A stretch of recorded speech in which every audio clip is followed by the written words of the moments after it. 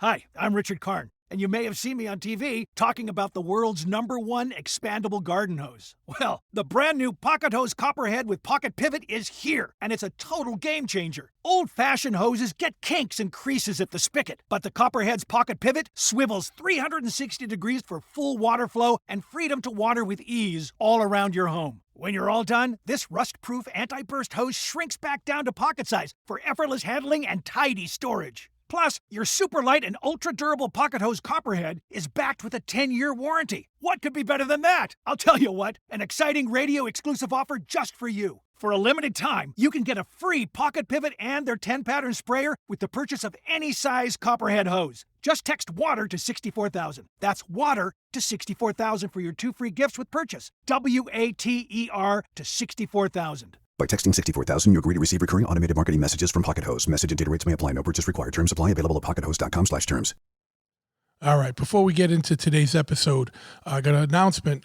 Laconia Bike Week is coming up next week. Well, when you're listening to this, I don't know when you're going to be listening to it. But there's 2 events over at Laconia that you definitely got to see. And this is a big, Laconia Bike Week, for those who don't know, is one of the largest and oldest motorcycle rallies in the United States. This is going to be the 102nd anniversary of it, or the 102nd, not episode, but 102nd occurrence of this event. So make sure you make it over to the Laconia Rally. And there's 2 events you're definitely not going to want to miss. So on Wednesday, June 18th, Deadbeat Customs has a bike show going on over at the Hill Climbs over at Gunstock. You never been to a hill climb, it's definitely something you want to watch. So make sure you make it over there on the 18th.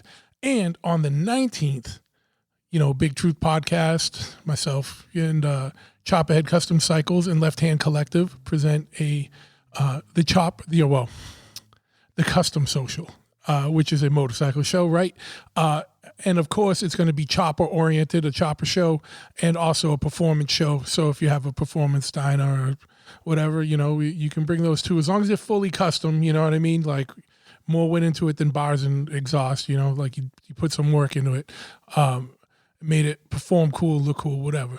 But yeah, definitely choppers. So you got to come over there. So the Custom Social, and that's going to happen at Madame Bardello's, BARDELLOS, and that's right across from the Weirs Beach sign. You can't miss it. And that's going to go on from 12 p.m. to 6 p.m. and then the after party still there on the premises. And yeah, this is going to be, we got a whole movement here in the Northeast where we're going to make a Laconia rad again and not make it just a meatball rally. We'll make some rad stuff happen there. And that's what the crux of this episode is going to be about. So make sure you tune in and listen to the whole thing. Part 1 is going to be on this podcast. And the second hour will be coming out live Friday the 13th over on the Low Life podcast. So make sure you subscribe to both and like and leave a review and all that stuff. Now, if you want to really support this podcast, you can go over to patreon.com/bigtruth and support the podcast over there. When you go in over there, there'll be all kinds of information and check it out. Obviously, share the show with people and, tell people about it and leave a review wherever you can, wherever you're listening, right? I'm trying to go through this quick so it's not a big, long spiel before we get into the episode.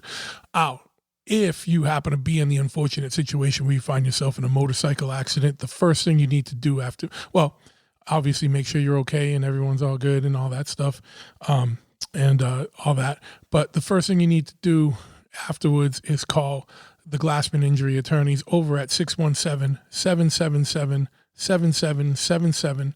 Again, 617-777-7777, easiest number in the world to remember.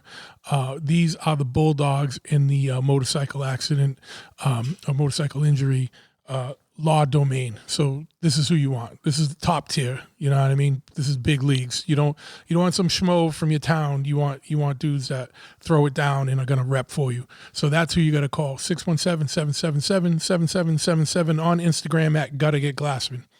Now, if you need some artwork, right? You got some space on your wall you need to fill, whether it's at your house, your garage, your man cave, your finished basement, anywhere in your house, anywhere at work, something you need You need some inspiration. You need to brighten up the day. And especially if you have a tattoo shop, you need to go over to Tattoo Flash Collective at tattooflashcollective.com. Yeah, obviously they sell tattoo flash from renowned artists all across the world. But they also sell prints and art books, accessories, posters, prints in any size, whether it's a postcard or a full poster, right? So check them out, Tattoo Flash Collective. If you use the promo code BIGTRUTH at checkout, you get 10% off your order. If you're a Patreon subscriber, you get even more, but you need to be a Patreon subscriber to get that code. But you know what I mean? Even if you join Patreon for a month and then just buy a shit ton of art, you'll come out ahead of the game because you're going to get more of a discount from being a Patreon subscriber of this podcast. So yeah.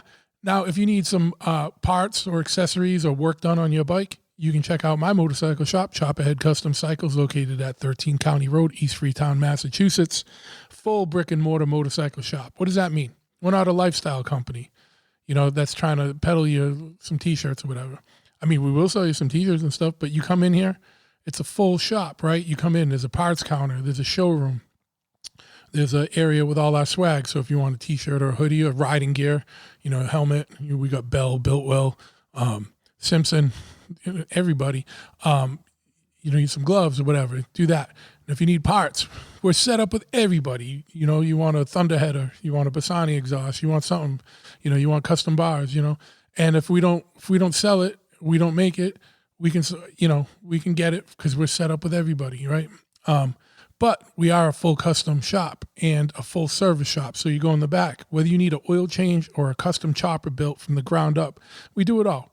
You need a motor rebuild. You need, audio done on your bike. You need new bars, whatever. We got it. We got you. So 13 County Road, East Freetown, Mass. If you are not local or we're too far from you and you still want to rep, get a hat or a hoodie or a T-shirt or something, go to chopperhead.com, spelt in the most masshole of ways, which is CHOPPAHEAD.com. For more information on the podcast, just go to bigtruthpodcast.com. All the episodes are out there, and more and all that stuff. And without further ado, we're going to get into it now. This is a four-way conversation with us and the Low Life guys and Steve over from Deadbeat. So it's a fun one. Again, here's part one right now.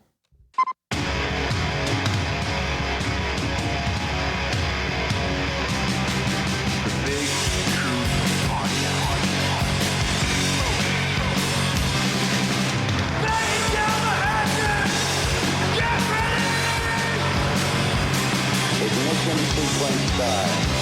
6, 5, 4, 3, 2, 1. We have a liftoff. We're joined, guys. Here it is. This is East Coast royalty we got here, guys. We got Steve from Dead Beat Customs, and we got Big Truth back. You guys saw the Big Truth episode, and he came back for more. We're sober this time, though, right? In fact, I have a challenge I'm going to be doing tonight. I didn't even tell Dan about this. Okay. You guys might have seen when I blacked out on a bottle of Ocho. Oh boy. Yep. The challenge tonight is I'm finishing this bottle, and I'm not going to black out. Oh, All right. All right. I Here got we a go. bottle in the back. Should I go get it? Is this what we got to do right now? Go get it. Go get it. I got a big old mason jar full of this stuff. How do we know that's not water? Because half the bottle's empty. All right. This is an expensive bottle of tequila. Yeah, it is. It's good shit, All right, though. just kidding. It is water. You fucker. Truth's about to down a bottle of Ocho right now. I can't really do a whole bottle, but I am going to drink some Ocho. I know. Actually, I did a whole bottle on Crazy Gentleman's podcast. It was me, him, and Walter. We were at what show we were at? We were at Fuel, and I drank a whole bottle, and then that episode's never going to come out because it got a little too much. Honestly, the one that we did together, I was like, I shouldn't release part 2. It got really bad. I'm glad that we did you first though, because the first half I kept it together a little bit, and then it was night time. Yeah, But no, but that's where it gets fun, man. Because that's what these are, right? Like everyone likes the episodes that's like the posse episodes like this because we're just you know, breaking balls and hanging out and doing dumb shit, right? And yeah, people Yeah. like it. So you're at the shop, Steve. Where are you? Are you at your I'm at house? my house. Yep. What do you got going in the back there? What do you got on the My lift? shitbox motorcycle. I Hell fucking yeah. hate that bike. Is that the Evo you've been working on? Twin cam chopper that I bought for $3,000 okay. on Facebook. I work on once a week if I'm lucky. Nice. Yeah. No shit. Yeah, that's the Yeah, hardest thing, getting time for your own projects, right? Yeah. I actually Yeah, took I've been- half the day off this morning. I said, I'm going to work my bike this morning and I'll see you at noontime. And I put the transmission in and I got just about ready to start. I got it on a tender now because it's been dead for quite a bit. So it's on a tender and might be running this week. We'll see. Nice. Hell yeah. So yeah, we wanted to get you both on the show because we were talking a little bit in the intro about this, but my goal for the last few years has been to make Laconia cool again. And a lot of the dudes in this, in the Northeast, they're like, Laconia, they stick their nose up at it. They're like, fuck that. Bought the t-shirt, all the big companies fucking have all the real estate there, but it's getting it's not going to ever be cool if cool guys. Yeah, it's not going to be cool if you don't go up there and do cool shit, Mm-hmm. So this episode we wanted to talk about. Steve, you got something, one of my favorite events you've done in the past too, and I wanted you to talk about that. And Truth has something brand new. But let's start with you, Steve. On Wednesday, June 18th at the Hill Climb at Gunstock. What do you got going on? We're doing the Deadbeat Invitational. 30 bikes. We split it right down the middle. 15 choppers, 15 performance builds. That's pretty much everything else. FXRs, baggers, diners. We give away 2 trophies, and we invite 30 people over the course of 6 months, really, to come out and tow their bikes. The Hill Climb is one of my favorite events at Laconia every year. It is fucking fun. It's an all-day event. It's BYOB, and it's gotten expensive as fuck though.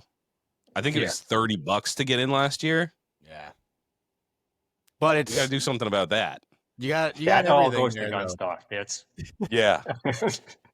Yeah, you know what the cool thing is? The Hill Climb has always had like 20. The first time I went to Laconia, like 20 something years ago, they used to have what was called Vintage Laconia, which was like a vintage bike show at the Hill Climb. So it's cool that Steve, that you're still doing a show there and keeping that like kind of tradition going. You know what I mean? Of having like a rad show outside of like, the meatball fucking Main Street. You know what I mean?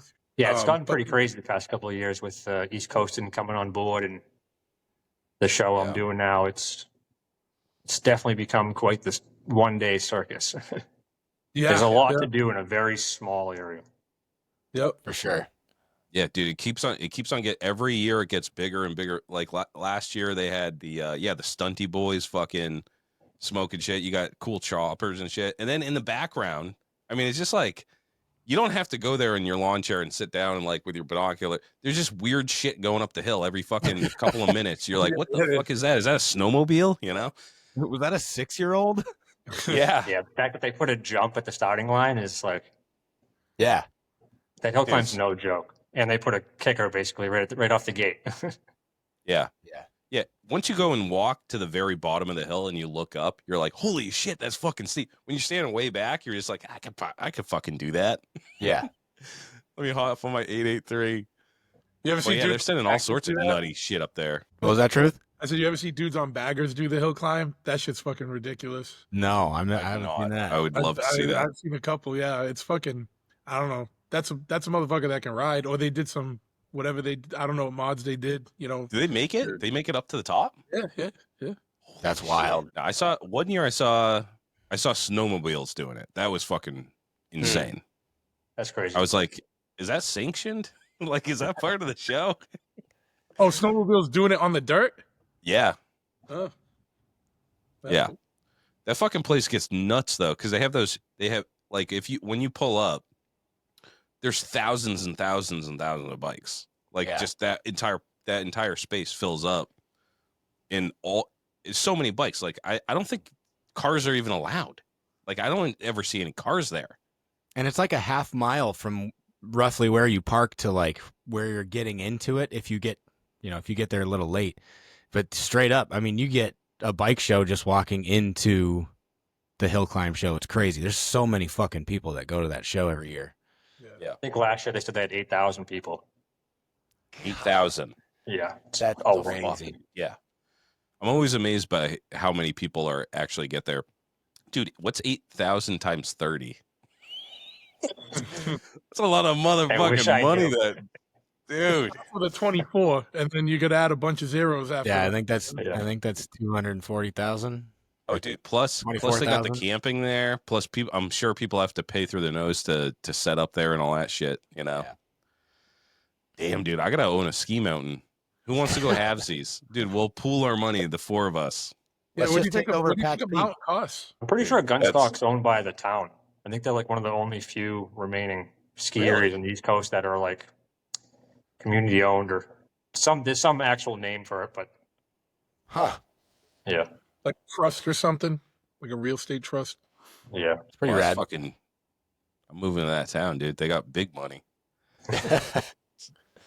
Streets are paved with gold, bro. Taxpayers probably get a kickback from that, right? Like, Damn, I didn't know that. Yeah, dude. The other thing about going up to Laconia is Wednesday for the last. It's been like it's in the Farmer's Almanac. Like that Wednesday is always like the nicest day of the fucking bike. Don't jinx it.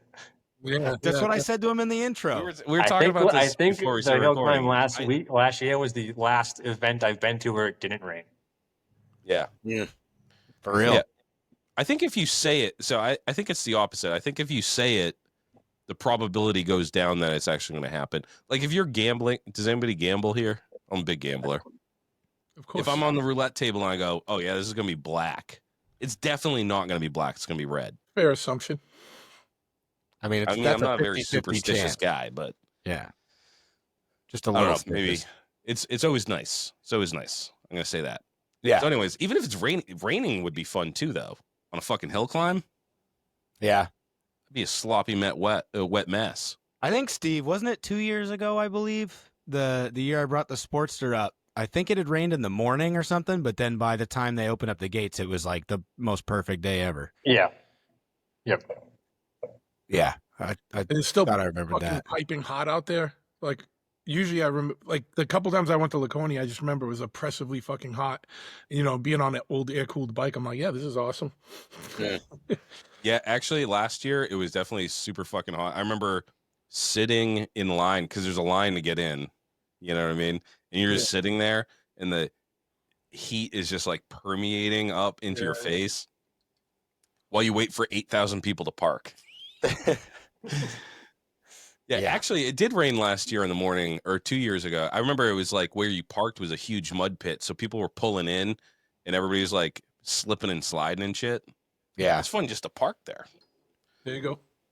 But the BYOB, that's huge. That's a lot of fun. And there's like a convenience store at the top of the hill. So you can, if you go into like one of the tents where they're selling like fucking twisted teas or some shit, you're paying $8 for a can or whatever, but you can just scoot on up to the convenience store at the top of the hill. And by the way, they give you, they have golf carts and shit, and they give you free rides. So if you're down at the bottom, you can be like, yeah, I want to go to the convenience store.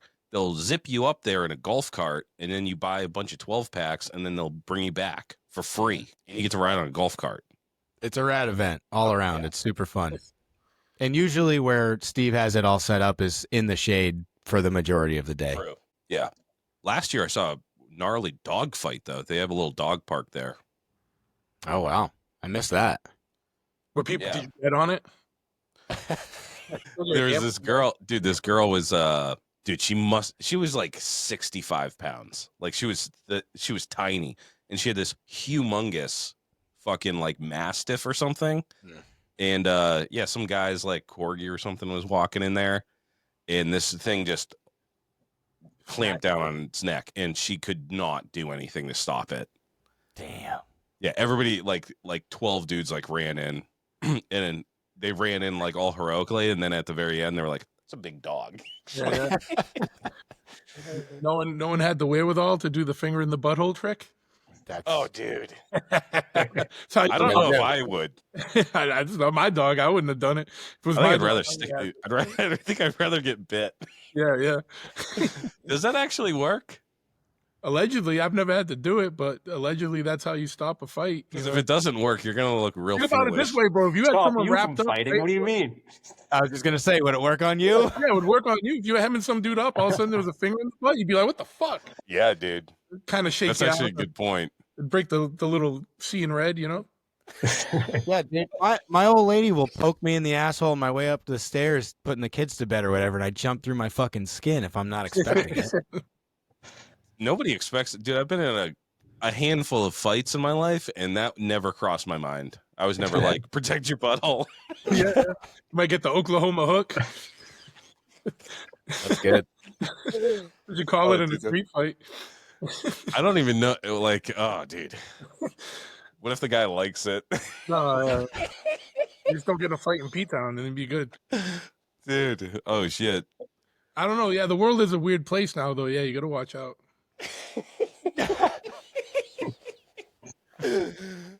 Oh, dude. Yeah, that would definitely stop a fight. Probably it would start another one. You know what I mean?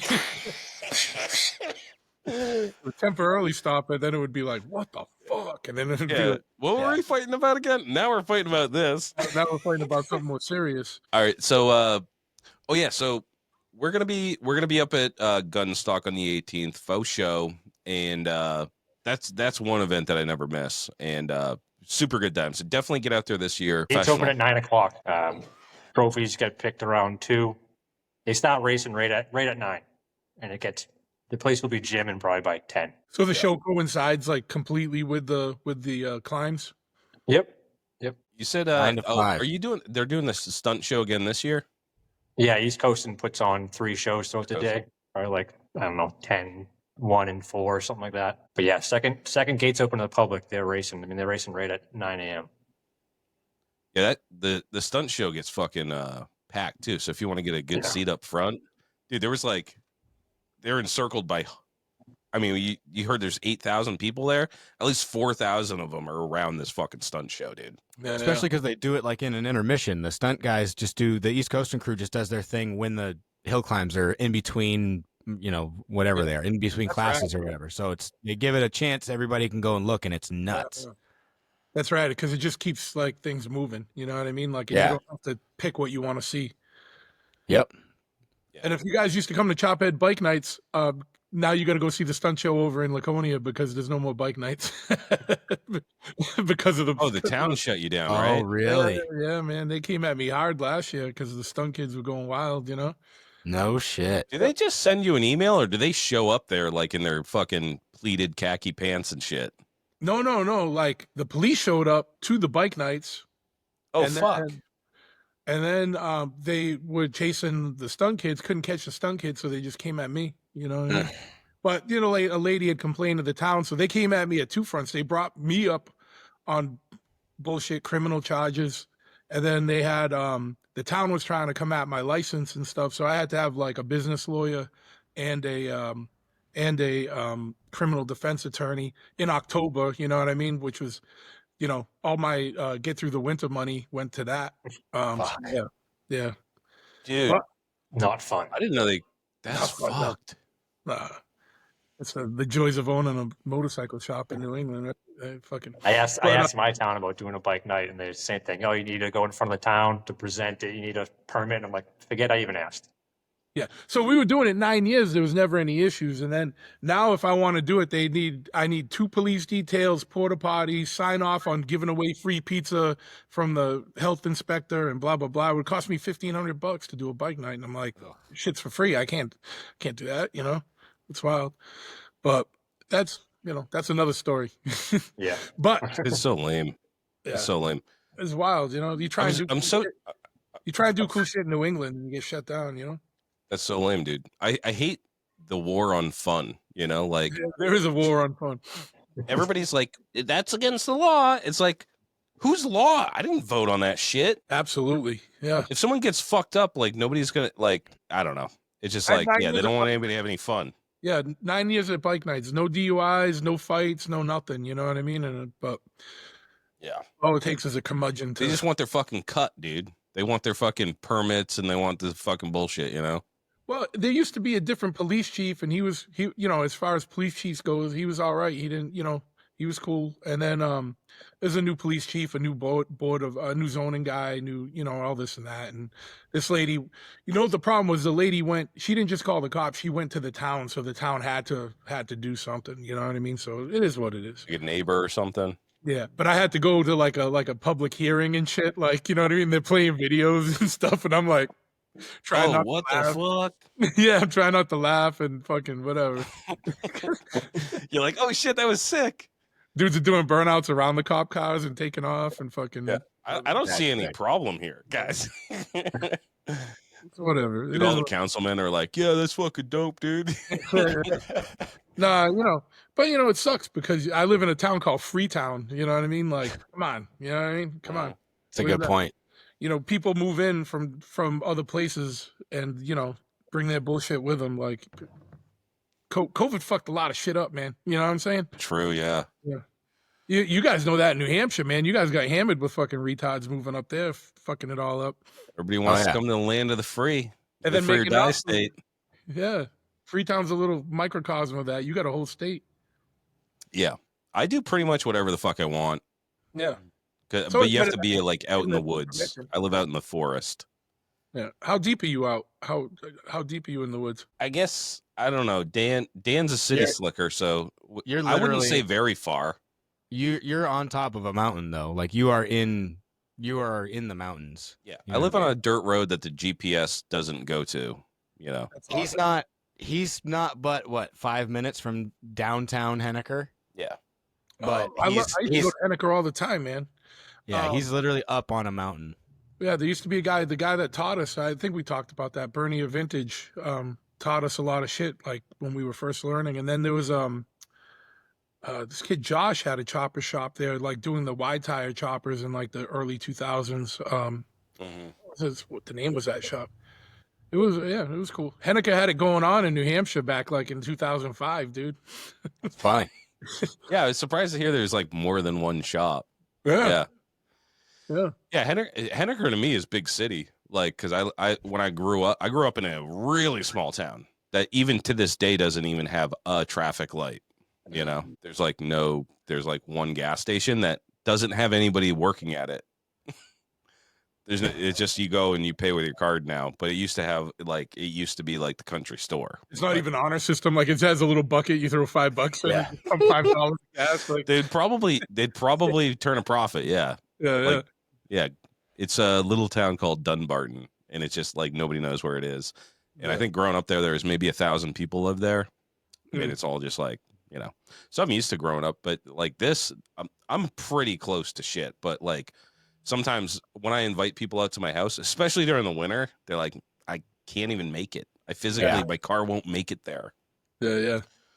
But I was talking to Dan earlier today because I got the Softail I was working off the lift, and it's perfect for shakedown runs because it really puts it to the test. Because the whole fucking road is dirt and washboard and fucking like dips and huge boulders and shit that roll down the hill. It's awesome. So if anything's going to shake off, it's going to shake off on those runs. So Kicking up rocks on all your show paint. Oh yeah. Yeah. No I've taken my 3-inch wide Sportster through there a couple times with the Bone Orchard Springer and the hardtail, and I've gotten like they're not ruts, they turn into whoops. Like it's a rhythm section on a fucking motocross track. It's brutal. Yeah. Oh shit. It's fun. Yeah, it is fun. I feel it. Yeah. But the paint, I don't even once it's built, I'd never wash my bike again because it immediately just gets fucked up.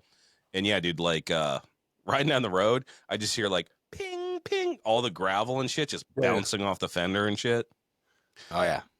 But I do my own paint. I did my own paint job. I tried to do a legit paint job, and it took me about 3 weeks. I fucked it up bad. It's not bad, dude. It's super easy to fuck paint up, man. The worst is when you fuck up the clear and because you're almost done and shit, and then it's like as long as it's like wet sandable and you can redo it, but like if you break through the clear and fucking fuck up the base coat or something, that shit sucks. Yep.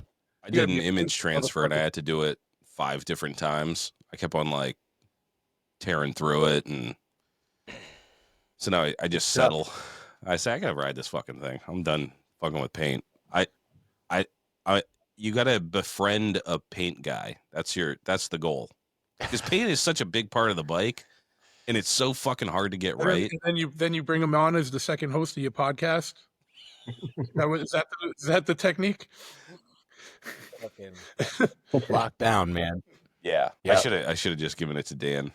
But I like to do things myself. No, you it's know? good. And I've done a million rattle can jobs, and I was like, I'm gonna invest in the paint gun and all that shit, and get the fucking, I want to do the image transfer and the fucking sparkles. What do they call those things? Flake. Flake. What a brain fart here, guys. Sprinkles. Sprinkles. That's what fucked it up, dude. You can't use birthday cake fucking sprinkles, bro. You gotta Just sprinkle it on like Salt Bay. Looks like a fucking donut. Yeah, that shit was hard though. You painted in your garage? Yeah, I did it in my garage. I did a little fucking Dexter Kilorum, and then definitely lost double digits off my brain cell count. Fucking inhaling all the chemicals, dude. Bathed in You acetone. don't wear a mask? I had the mask on, but Oh, you got a like, beard, it don't even matter. It's like, yeah. that did not create a tight seal. No. I mean, that's the funnest part of painting is getting, you get mad high, but you don't have the stigma of those dudes that like spray the gold spray paint on their face. You know, You ever you have see their the mugshot taken. You ever see that? Someone made a meme of all the mugshots of those motherfuckers. Oh Like, yeah, all the fucking silver face and shit. It's so Yeah. fucking funny, dude. If I find it, I'll send it to you.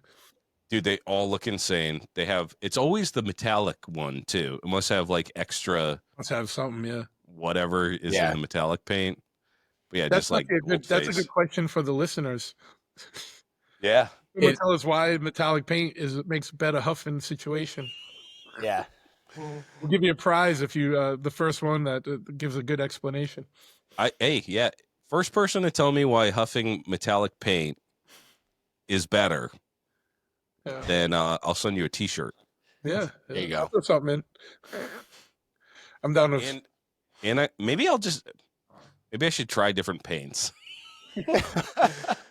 that the next episode, that should be the challenge. Yeah, instead of drinking all episode, I'll just huff paint. There you go. I'll And bring some clear. urethane over. Clear's the hardest, man. Yeah, Clear's got that isocyanates in it. That shit'll harden your lungs. Yeah. Yeah, Good I for had ya. a really hard time with the clear. I actually, I had to cave and get the 2K can. I could not get it on thick enough. Yeah, we got to fuck with that gun.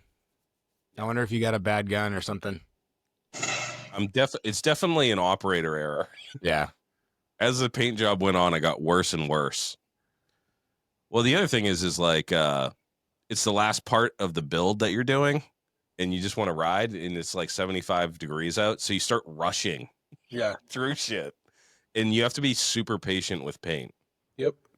Yeah. I think the worst part of painting is cleaning the fucking guns. I don't know why, dude. It always seems to take forever, dude. And that's when my ADHD kicks in so hard, and I'm like, that's why I don't paint anymore. I painted a little bit back in the day, and I'm like, yeah, I'm upset with that.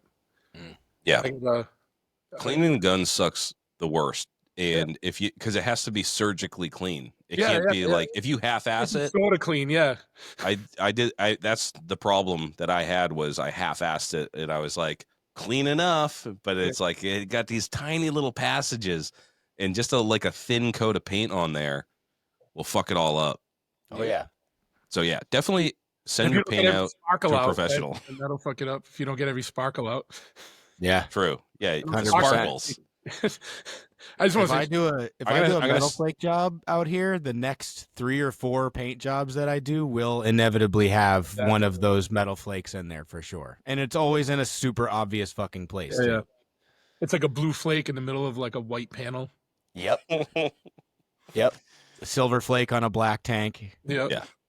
Yeah, I have a renewed appreciation for how much painters actually charge, because like the guys that do it like really well, it's worth every penny, dude. Absolutely. It literally takes, like, if you don't know what you're doing, it takes weeks. Again, just like, especially when you get fancy with it and you have like a airbrush gun, and you're doing like different designs and shit, and It's expensive. Those mistakes are super expensive too. That paint ain't cheap. No, I can't. I can't even imagine how much paint is now. Like after, and if the tariffs go through on that shit, like I don't know. Dan will know, right? Is it It's getting bad. wild? It's real fucking bad. Yeah. Yep, for sure. A gallon of clear. I use Omni Clear MC270. It's like budget clear. It's production. It's made to just stick a couple coats on, and it's good. Whoa, it's good to go the next day. And I used to be able to get that a full gallon setup, 4-to-1 setup for like 165. And now I just ordered a kit the other day. Just the activator itself is over $90. So all in total, I think it's like $385, almost $400 just for a gallon of clear. Yeah, so it doubled. Yeah. Over doubled. Yeah. Yep. There's gallons of clear out there that people use on a daily basis in like some of the higher end shops that just a gallon of clear coat is over $1,000. Yeah. How much you get out of a gallon? I can make a gallon stretch pretty far just because I'm doing small tanks and I don't paint with any sort of, and it's odd timing. I don't do it all year round or whatever. Yeah.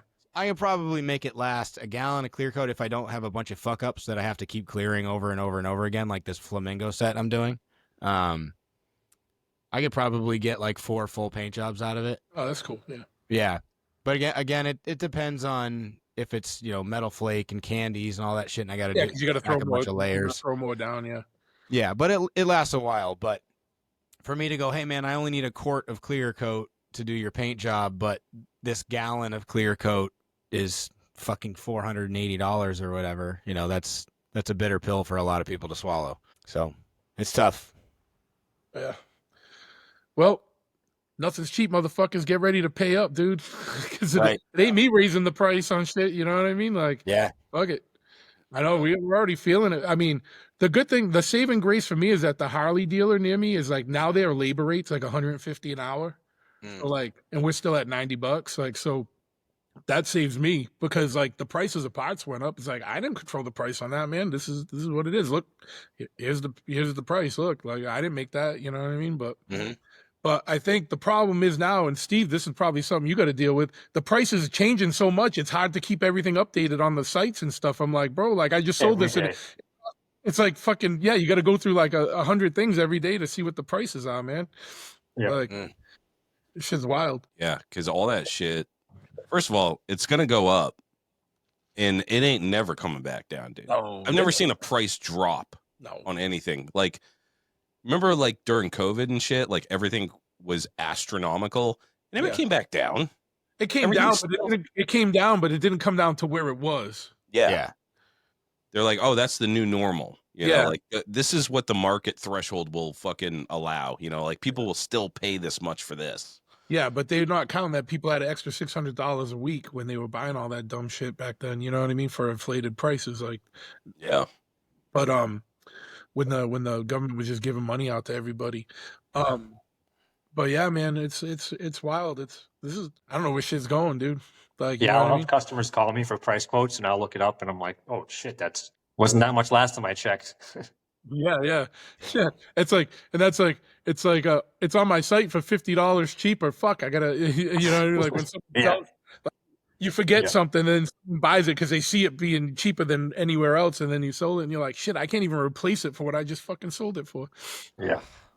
Oh, dude, that sucks. Yeah, especially like when you have, like Steve, when you have that much inventory. Yeah, we sync up daily for live race, so. Yeah, well, that's good. Yeah, I'm too dumb to do that. Yeah, the computer thing you guys commented at the beginning that you guys weren't good with computers. That's like I'm the polar opposite. I feel like you have to be to do what you do. Yeah, that's a whole different I animal. run 2 monitors all day long. That's all I do. Yeah. Excel files and tech questions. Yeah, I do. You feel all the tech questions and stuff? Yeah. That's awesome. No kidding. You must get some time bandit motherfuckers. Yeah. Shit, dude. I can't. My tech is like, oh, you want to know something? Come by the shop. I'll take all the time. I ain't doing it on the phone. Click. I hate the phone. I hate it. I know you deal with it. You know what I mean? I know, but it's just. Yeah, I wear a headset for 8 hours all day long. Holy shit. That's brutal. Oh shit. I didn't know. Like, I didn't even expect that. Like these days, I just expect that nobody has, because if you need some help with YouTube or Instagram or whatever, you're fucked. There's no fucking phone numbers. You know what I mean? Those emails are black holes. You know, and a lot of those big places and are that's like what that. They're just I like, fucking hate about the motorcycle industry. Just call me. I'll answer the phone. You want to know what you need? Just call me. I'll price it out for you. yeah. Like if you have to I'm email always someone, surprised. I answer the phone all day long. Yeah. Yeah. A lot of the people that make parts for, you know, that are resold and shit. We were talking it was Gremlin Wiring. He does his own tech support over the phone, like through different websites and stuff. And it's like, I'm pretty that's sure fucking he's the awesome. only one doing Sportster wiring harnesses right now. I was Oh, no carrying shit. Cycle Visions had a like a stripped down Sportster harness, and they stopped making it. I'm like, the only person I know that makes one is Gremlin, so go to him. Yeah. No shit. Yeah. His kits are sick, and he keeps on innovating. He just came out with I think he's working on a Softail kit or whatever. It's pretty sleek. But, I just got his MC Shop tees this month. I just got his it's Gremlin Wiring this month, so I got that t-shirt. Oh, no shit. It's super sick. Yeah, it's cool. Dude, yeah, that. I wish I would have bought that, because I just did the wiring on my bike, and I was like, I forgot a bunch of stuff that I used to know. And I had to and then oh, dude, it was stupid. I forget how stupid I am. I'm like, I have no business doing any of this shit. Yeah. You wire one up, and then for 6 months after, you're like, I know literally everything there is to know about this setup and the wiring and the charging system. And then 6 months after that, it's all fucking gone again. Yeah. You need to know a lot to put a motorcycle together, you know, and you're switching disciplines, you know, like we're just talking about paint. Paint's its own discipline. You need to know like this much to do it really well. Wiring, if you want to do it, like anybody can wire a bike up. If you want to do it really well, like 4 wires, yeah. But yeah, if you want to do it nice, yeah, right, and neatly, that's a different. Yeah, well, that's what I'm saying. Yeah, that's a different level. Yeah. And I think that's what I strive to do it better every time I build a new bike. I'm like, I get a new skill set, try to do it a little bit better, you know. Well, because you learned from the last one. Like, yeah. But then sometimes time passes and you forget. You're like, oh yeah, that's the wrong. I already did that mistake. Sometimes you make the same mistake twice. Ugh. But it's That's the fine. worst. It's just time and money. We all have plenty of that. Yeah. Yep. I did that the other day. I was going through the scythe just to make sure it's all good for Party at the Pen.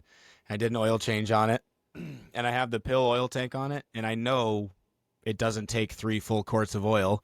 I put the first 2 in there, and I just start dumping in the third one, fucked off, not paying attention or whatever, overflowed the oil bag. It's all over the fucking battery. It's all over everything underneath, like the front fender is completely covered in oil.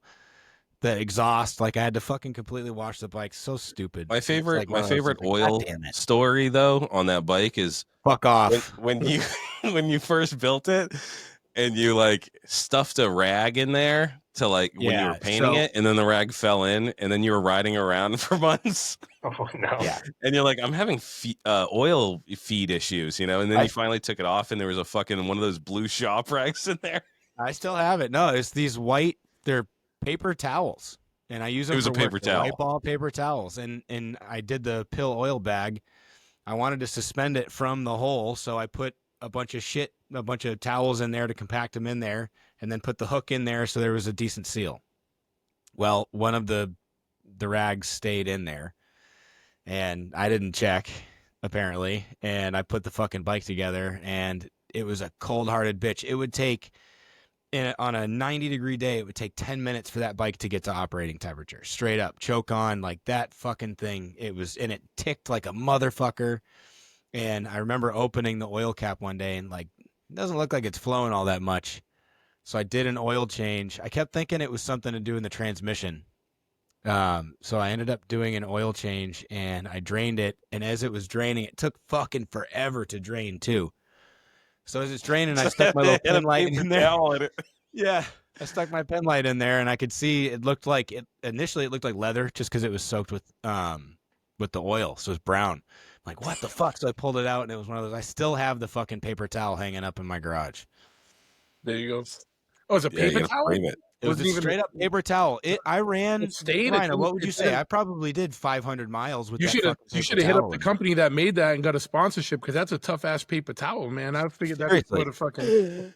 It's still in one piece. Yeah. It's not even like the edges are torn. What was it Brawny or Bounty? What No, it was White Ball. WYPALL. I use them for work all the generic time. brand?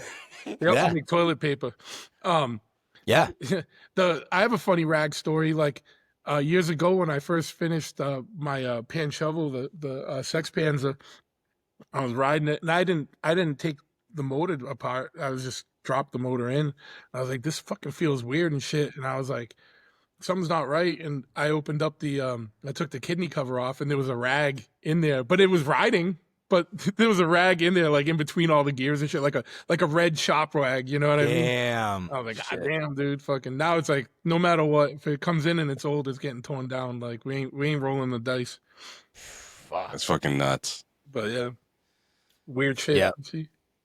Yeah, you gotta be careful with them rags too. I forget. I forget shit in stuff all the time. But that was funny because you put down some decent mileage with that rag. Yeah. With that With fucking a paper towel in there. and it was still intact too. That's the other thing. It didn't dissolve or anything. It was perfectly still a Where square. can one get white ball? I need some. I get it from work. Yeah, I've never heard of that wipe all. Yeah. Is it like industrial, fucking- like a commercial? It's not. That's not like a go to the grocery store and grab it thing. No. That's like we get industrial them. toilet paper. We get them in. It's things 80 made grit like toilet this. paper. Yeah. No, they're huge. I use them for like hydraulic spills and shit like that. To wipe stuff down all the time at work. They're real nice. It was big too. It wasn't. It's not like a little regular. piece of yeah. No, it's big. Yeah, it stayed in there for a long time, it got me to the point where when I just did the oil change the other day, I ran some fucking brake clean in the oil. Once all the oil was out, I ran some brake clean in there, and then I ran some like zero weight through it just to make sure everything was fucking flush and there was nothing, no chunks of nothing in there. So it's all good. Yeah, don't put rags in your shit. I've seen people do that with like they'll stuff a terry cloth or whatever, the red cloths in the exhaust ports. And then they stuff them in there far enough they don't see it, and then they put their shit together, and as soon as they start their bike, it's just fucking boof, fucking two like sharded up terry cloths come out the back. Yeah, when we get a bike that comes in like a customer bike that looks like it's been sitting and is gnarly for a while, we always the first time we fire it up, we won't we'll make sure nothing's behind it because I don't know how many times like rodent nests and dead things come out. Hay shoots out of the exhaust. Hey, yeah, fucking bedding for like fucking some kind of vermin. Fucking Yeah. Oh yeah. And then Yeah, I was doing the rodents, dude. I used to do vapor honing, and it was actually Loctite he had a shovel bottom end, and I cracked that bitch open, dude, and on the crank was a full out nest like from a squirrel or some shit. It had corn in it, dude, like a bunch of corn kernels and shit. Yeah, it looked great from the outside, and then you crack it open, and it's just like dragged a bunch of corn. Dude, there was so much corn kernels. That's the bottom dude. end. That's the bottom end I inherited, right? Yeah, You fuckers. I cleaned it out. Yeah. Thanks. Like a whole cob in there, dude. you vapor honed it, man. It's good. Yeah. It's got a What polish. did I call it? I called it the pop shovel or some shit, like Orville Redenpopper. I don't know what the fuck it was. I don't even know where that. Do you still have that? No. Okay. Nope. She gone. You don't vapor hone anymore? No, I got I was doing it for a couple of years, and once I started doing the show, I'm like, I don't have fucking time. I don't have time for this show and vapor honing and everything else that I'm trying to do, Yeah. So I do I'll do it for friends or for myself, but I built quite a few vapor honing cabinets, and at one point I converted this it was a 6x5 Trinco cabinet. It was fucking huge, dude. It had 2 bays, and I was doing frames and like all sorts of shit. But then I was like, I kind of want the garage space back because I have like a 2-bay garage. Yeah. And this fucking thing took up pretty big footprint. And so I built a smaller one, and then I was just like, the money's not really there to do that as a standalone business, you know, like for the amount of effort that goes into it, because people just drop off. Like if I was doing engine rebuilds and stuff, I would do that like as part of the service, you know? Sure, yeah. Yeah. But just doing that alone, and I'm not doing engine rebuilds. So No. Yeah, I just kind of like, I have like the high heat one, and then the vapor hone machines, like the high heat degreaser. Yeah. They come in handy, but you know, I started like a side business of it, but it's not I think if you were like in California or something, it would do really well. But like Yeah. I know years ago that the reason why I got into it was like Chopper Dave was telling me about it, and he was killing it with that. I don't know if he still is. I haven't talked to him in a while, but you know, where there's like more of an industry around motorsports, like I think you could do really well with it. But out here, it's just kind of like, eh. Yeah, I think it's only good for some stuff. Like if you're Way working better on off aluminum, Yeah, like engine components and stuff, and there is a place for it there. And Kenny's House of Horsepower, he does like really nice engine rebuilds out in Phoenix and shit. And he vapor hones stuff because you can't beat the finish that you get. No, Like once you see an engine that's like, Yeah. but it's not good for.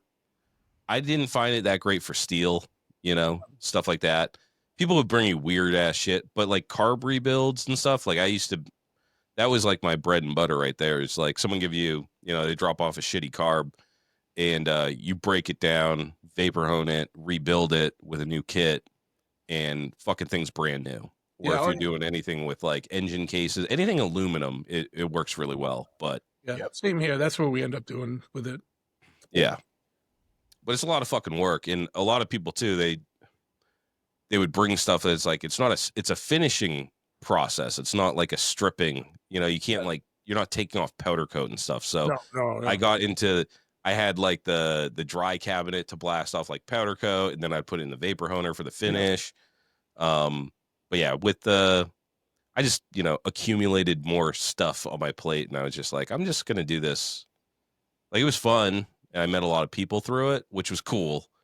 But I just don't have the time. I'd rather be just working on my own shit, you know, whenever I can. And riding bikes is nice too, especially we only get about 3 months during the summertime right now.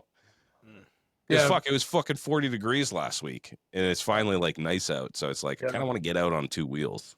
Like down here, it keeps raining, and then like there'll be like 1 day of nice, and then like 4 days of rain, and then 1 day nice. We finally had 2 or 3 days in a row nice, and it's like the shop's going wild right now. You know what I mean? But oh yeah, everyone remembers they have a bike when there's two nice days in a row. They're like, oh yeah, I got a bike. I forgot about this fucking thing. Yeah. It's those. That's I started really late on this. Well, I did a Softail build, and I wasn't planning on even doing a build on this thing, and I was just like, I started I think in February or something. And I was like, I had a Softail, and I was like, oh, I'll just throw on a new tank and a fender or whatever so it doesn't look so gay, you know? Because I had a stock Softail with a bunch of Kuriok and shit on it, and I was like, I can't be seen in this thing, you know? And it turned into a whole ass build. It was a fucking pain in the ass. And I just sold my shovel head and sold my Sportster and shit, so I was like, I need something to ride. So then it was hacking season. I got the fucking paint job done. I have zero money to my name now. I'm definitely in the red, but I have a bike to ride. I finally did some shakedowns this week and on to the next one. I got the next bike on the lift too, Danny, that we're going to be working on. Sick. Cool. Yeah, I'm going to be getting on that paint job when I'm done with Billy's. Yeah, see, I'm smart. I did the paint job thing. Now I'm giving it to the pro. Yeah, you just had to get out of you had to say you did one, right? You got to try it. You got to try it out. Yeah. For sure. And you're just like, this is not for me. Yeah. Try it out so that when you come to a painter, you understand what Rhino is saying. Yeah, then when they give you the price, you're not just like, oh my God. The price, the then time you're like, frame. oh, I get it. Then you understand what 2 weeks in painter time means. Yeah. Dude, and by the way, you're like, I'm happy to pay that. So I don't have to do that again. Yep. Yeah. I don't think I'll be painting it. Actually, I'll forget how shitty it was, and then I'll go and paint a bike next year too. I'll walk you through that one. Yeah, that's what I needed was a chaperone. Can't be left I'll hold your alone. hand. But okay. Truth, I wanted to get into your show because this is brand new, and you said it was a last minute thing that you're putting together, right? Very last minute thing. So what's going on came Thursday? together over the last couple weeks. We're gonna be doing it's a new venue called Bardello. It's located right across the street from the Wares Beach sign. So it's right there, right at the beginning there, right? And we're gonna do a small curated show that you guys are in, right? Small curated invited builder section, very small this year. And then the rest is gonna be a ride-in show. And much like Steve's, it'll be choppers and performance bikes only. And if you have a street glide with meat hooks on it, that's great, but that's not part of the show. It's not a performance bike. Just tell the motherfuckers now. Not that they're listening to this. What if you have a whip that hangs off your handlebar? Well, depends what color the whip is. I actually have one of those whips because I ordered something from like JP Cycles one time. And they like a jet, like a S&S jet or something. And then they sent me this whip by accident. I was like, I think I got the wrong package, dude. Did you keep it? Yeah, they said just keep it. They said we'll send you your fucking jet kit and keep the awesome whip. So I had that just kicking around the garage. Yeah. That's sick. All right, so with the show, and shout out to my friend Jenny who brought me in. So her friend actually bought that venue, and she's in charge of all the activities that are happening over the week at that venue, and so brought me on to curate this bike show. And so this is the first one. It came together fast, so it's a real fast and loose one. It'll be fun, but this will be the one we use to like get the lay of the land and work out the kinks, and then I'll have a whole year to really get a good one going next year. You know what I mean? So it's going to be small, fast, and loose on this one. But yeah, registration if you want to be in the show, the ride-in part, which is what the major part of the show is between 12 and 2. Show's going to 6, and then after 6 there'll be an after party there on the premises. We'll have to move the bikes that are in the show, but there will be guaranteed parking for you. So the other good thing of it is you have parking right there for the whole day and into the evening. So you know what I mean? You don't have to worry about at 6 people are going to have to move their bikes, but it's going to be to another section of the property. So you know what I mean? It'll be a cool situation. There's bands and stuff. We got Lenny Lashley performing at the show, and then the after party. There's a bunch of bands, and I'm not being a dick, but I don't know who the bands are. You know what I mean? I feel bad, but it's just like I said. This is fast and loose. My job was to curate the bike show, not the entertainment. I got Lenny, but that was about it. But yeah, it'll be a good time, man. So you know what I mean? It'll be real organic, real fun, like ground up type stuff. So obviously everybody's welcome to attend, and it'll be a good time. Yeah. So the new venue, did they just open? Are they even open yet? They're not even open yet. They'll be open. They're not even open. Okay. They'll be open at Bike Week is like they're opening. Okay. Yeah, because I Googled it and I was like, I don't see this place. Yeah, I'll give you the address. Like it's on the flyer, 70 something, whatever, 70 Endicott Street. Yeah, 70 Endicott Street. Yeah. But it's it'll be cool because also they have access to, the drive-in theater. Mm-hmm. They have that as well. Oh, no kidding. Theater? Yeah. Is it? Is Is it right across the building burned down like 5 years ago? Did they put a new venue there? Right It's before like- the hill it's like- where the drive-in theater is? Yeah, it's right near the drive-in theater. Like, it's like there's a restaurant there too. I think, Okay. I'm trying to remember. like a clam shack or something. It's like in prior years the area they called it like Chop Shop something or other. I don't know.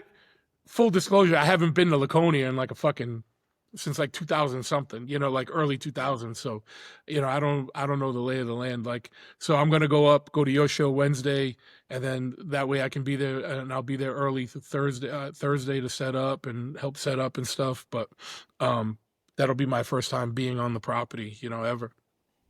So It'll be a good time, man. And, and it's like, it's cool because they're back to back. You know what I mean? It's like doing rad shit at Laconia, like, making Laconia fun again, you know what I mean? And not just fucking, what it's been, like, I think it'll be a good time, and we'll get more. Gotta take it back. Yeah, take it back. Get more. Take it back from the corporations. Yeah. Get in a fight with the cops, dude. Yeah. Go to old school. I'll give you a t-shirt if you do. I might. I just might. I got a place, dude, right? I know. By the way, the other excuse, I'm not putting that out as an open call. The other excuse everybody brings up is like, you can't get a place in Laconia unless you book years in advance. It's like, dude, I called yesterday. I got a fucking spot, Yeah. You can get a spot. There's spots available. I got a spot right by the Weirs Beach sign, so I can stumble into the show and stumble back if I have to. Hell yeah. What did you get? Like a Airbnb or something? No, it's just I think it was a cottage. So like a cottage. And it was cheap, dude. It was $200. Damn. Yeah. Then we're all crashing at your house. Yeah. Mm-hmm. Open. Hey, they have a pool too. In ground. Really? So after the after party, stumble back to Rhino's pad and let's get kicked out. Fuck, I might be taking Friday off too. Yeah. Come to the show, be cool, and you might get an invite to the after party at Rhino's. After party, yeah. We'll have a secret handshake for the cool dudes. Yeah. I feel like I should be putting my pinky up after the fucking shithole I booked for Ohio for Party at the Pen, dude. $50 a night. Have you ever even heard of anywhere that cheap? When you get out to that side of the country, like to that area, I don't think that's like unreasonable. $50, dude. I haven't stayed in a hotel room for under $100 in a long time. Yeah. I've stayed It's going in to be a some little rough bit ones. dicey. Being on the road, What's I've that? definitely stayed in some rough ones. Oh yeah, dude. You should do a little do an episode from the hotel. I'm going to. We're I bet there's gonna be some characters working there, dude. Yeah, we're gonna try and do some. We'll shit interview the whole time we're front out there. desk person, Yeah. or some of the people that live at the motel. Yeah. How long you been? guy- for? Yeah, you should ask what the week rate is or the month rate. Yeah, If it's 50 or the bucks hourly rate. at $200 a month. That's when you know that you're somewhere awesome. Is when it's like rent a room for a night or forever, and they have the long Or term never stay. leave. Yeah. What's that place on Bridge Street in Manchester? It's like stay for a night or forever, and it's like, Cadillac. dude, dude. My uncle used to live It there says stay for a night or for a lifetime. for a lifetime. I saw recently, I think it was last year or something. Somebody got that tattooed, and that's fucking the coolest townie tattoo ever. Fuck yeah, dude. Yeah. I think it'd be cool to like live in a hotel for a couple months. Like just you have like someone cleaning your shit for you, like fucking, you know what I mean? Like I did it when I was in the military, when they sent me out for training and shit. If I was out there for several months or whatever, if I was doing an ARC V tour or whatever at a different base, I stayed in a hotel for months on end, and it was fucking awesome. It was always the extended stay hotels too. yeah, So with you like, have like your own little kitchen and and all that shit. So it was pretty sick. Yeah, dude, you don't have to clean up after yourself. You just fucking like being rich. they got the tiny little garbage cans, Yeah. and you're like drinking and ordering pizza and shit, and the fucking thing's just overflowing with trash, and then you're just like, let the maid clean it up. Yeah, she'll Yep. come. She'll be by in the morning. No tip.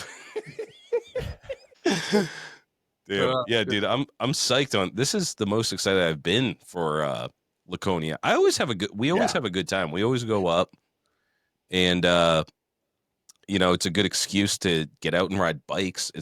There's awesome riding out that way, and do all the fucking kitschy shit too. Yeah. And it's funny because I remember you saying, I think when we were at the Haverhill show, you were talking about Laconia and trying to do something to like take it back. You were saying that was kind of a mission. And then that's why you're like the first dude I called when I got that offer to get this show going. And I was like, yeah, I know who to talk to. That's going to be stoked about this. Like, Low lives, you better show up at this fucking show. These shows, guys. Yeah. For I want real. to see everybody at the hill climb. I want hill climb show. 10,000 in attendance this year. Yeah, absolutely. Fuck we yeah. get rowdy.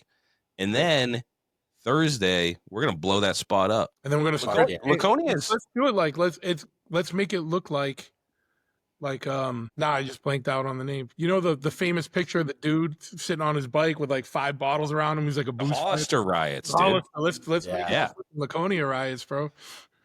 Yeah, dude, I'm gonna dress up like that guy. Yeah. I'm gonna get some weird twill pants and shit, and snap a pic of me, dude, because I'm gonna be in rough shape. And then you can go right to the Race of Gentlemen and be fucking fit right in.